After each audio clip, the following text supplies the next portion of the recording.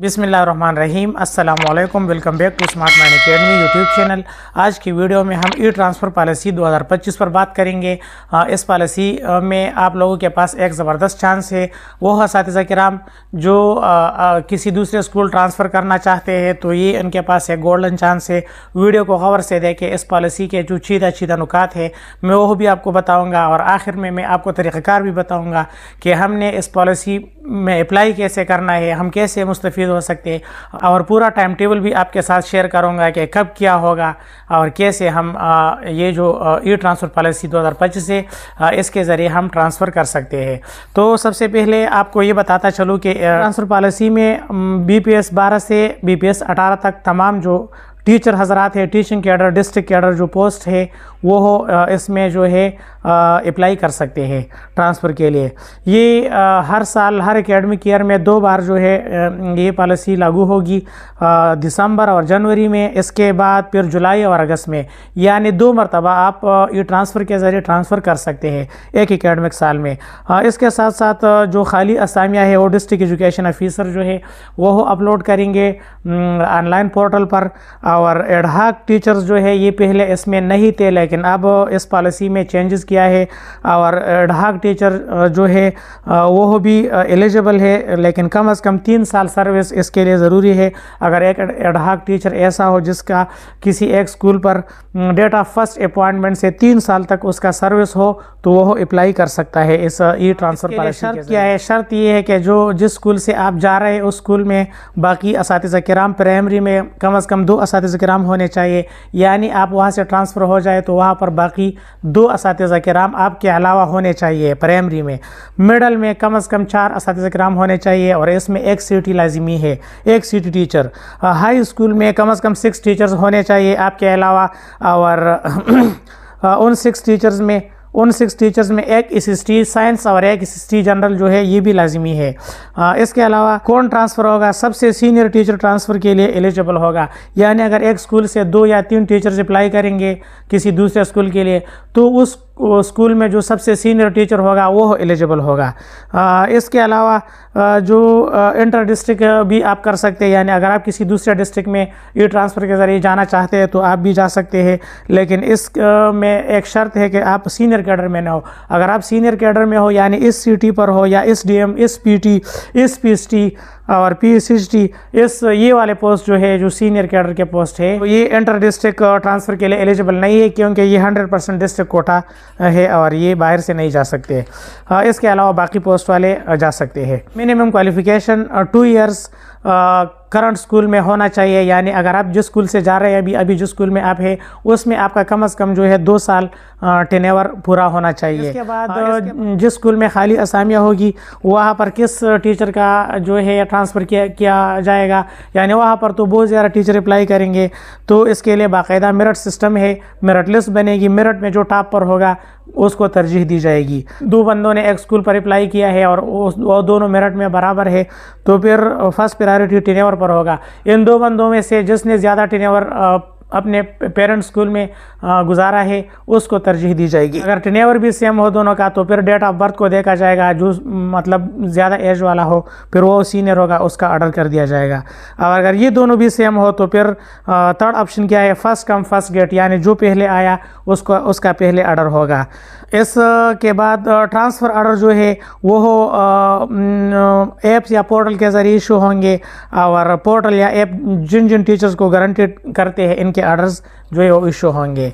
अब मेरिट कैसे बनेगी? मेरिट के लिए जो है नंबर 1 टेन्योर देखा जाएगा, यानी अगर किसी ने 2 साल टेन्योर, 2 साल से कम वाले तो एलिजिबल नहीं है, कम से कम 2 साल टेन्योर किसी का है एक स्कूल पर तो उसको 0 मार्क्स मिलेंगे। अगर 3 साल का है तो 2 मार्क्स, अगर 4 साल का है तो 4 मार्क्स। इसी तरह अगर 5 साल वाले को 6 मार्क्स मिलेंगे, 6 साल वाले को 8 मार्क्स, 7 साल वाले को 10 मार्क्स, 8 साल वाले को 12 मार्क्स, 9 साल वाले को 14 मार्क्स, 10 साल वाले को 16 मार्क्स और 11 साल वाले को 18 मार्क्स, 12 साल वाले को 20 मार्क्स और 12 से अबाव जितने भी टेनेवर है उसको 20 मार्क्स मिलेंगे, एक तो ये मार्क्स मिलेंगे।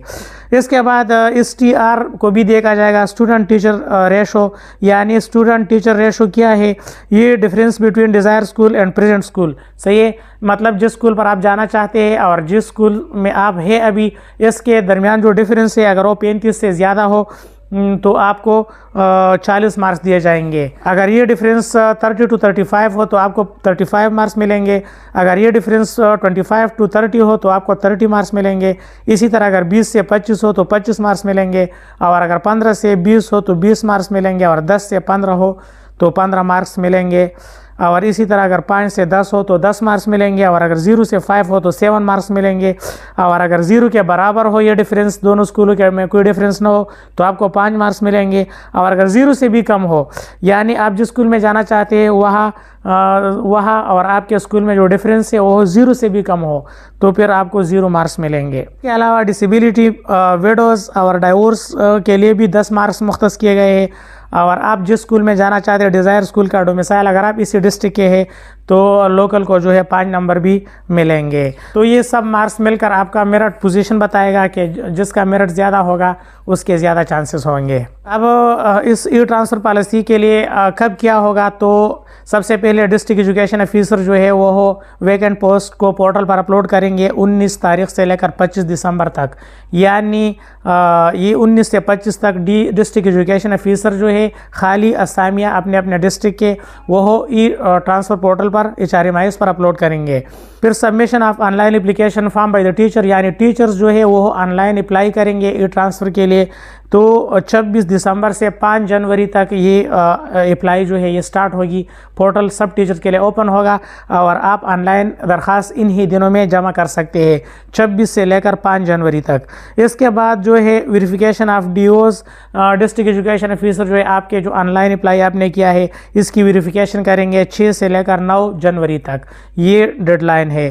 फिर display of final merit list, final merit list जो है वो स्कूल वाइज लगेगा 12 जनवरी को फाइनल मेरिट लिस्ट लगेगा। और इसके बाद 14 जनवरी को ई ट्रांसफ़र ऐप या पोर्टल जो है ऑनलाइन ऑर्डर्स जनरेट करेंगे, और आप लोगों के जो ऑर्डर है वो 14 जनवरी 2024 को ट्रांसफ़र के ऑर्डर जारी होंगे। इसके लिए अप्लाई कैसे करें, तो अप्लाई के लिए सबसे पहले आपने अपने HRMIS प्रोफाइल को लॉगिन करना है। अगर आपका प्रोफाइल अपडेट नहीं है तो इसको अपडेट करना है, यानी HRMIS में जो जो फील्ड्स है उसको फिल होना चाहिए प्रॉपरली। मुकम्मल अपडेट प्रोफाइल इसके लिए ज़रूरी है। इसके बाद दूसरा जो अहम काम है, आपका जो प्रोफाइल है वो डिस्ट्रिक्ट एजुकेशन ऑफिसर के ऑफिस से वेरीफाइड होना चाहिए। अगर आपके प्रोफाइल वेरीफाइड नहीं है तो आप इसको DOs के लॉगिन से वेरीफाइड कर सकते हैं। इसके बाद आपने तीसरा काम क्या करना है, आपने प्रोफाइल अपडेट भी कर दिया, आपका प्रोफाइल वेरीफाइड भी है DOs से, नहीं है तो कर दिया आपने। फिर क्या करना है, फिर आपने ऑनलाइन एप्लीकेशन फॉर्म जो है HRMIS में उस पर क्लिक करके उसको सबमिट करना है। और जैसे ही आप फॉर्म सबमिट करेंगे तो इसके सामने एक PDF प्रिंट आएगा, आप इस प्रिंट को प्रिंट निकालें और इस प्रिंट को आप अपने हेड से, हेड ऑफ़ द स्कूल, अगर आप हाई स्कूल में हैं यानी आप CT, DM, PT इस तरह के पोस्ट पर है तो आप अपने स्कूल के हेडमास्टर से या प्रिंसिपल से काउंटर साइन करें। और अगर आप प्राइमरी स्कूल टीचर है, PST है, तो आप अपने सर्कल ASDO या SDOs, आप ये आपके हेड है, आप उनसे इसको काउंटर साइन कर सकते हैं। आप काउंटर साइन करेंगे और फिर इस फॉर्म को आप DOs के दफ्तर में जमा करेंगे। अगर आपके HRMIS प्रोफाइल में कोई मसला है या लॉगिन नहीं हो रहा या आपका क्रेडेंशियल जो सही नहीं है तो आप इसके लिए अपने डिस्ट्रिक्ट एजुकेशन ऑफिसर के दफ्तर से रुजू करें। वहाँ पर इसका जो कांटेक्ट पर्सन है वो आपको आपका जो प्रोफाइल का मसला है वो करेक्शन करेगा। तो ये था ई ट्रांसफ़र पॉलिसी। अगर आप इस तरह के एजुकेशन रिलेटेड और वीडियोस देखना चाहते हैं तो मेरा यूट्यूब चैनल सब्सक्राइब करें, वीडियो लाइक करें। देखने के लिए बहुत शुक्रिया। अल्लाह हाफिज़।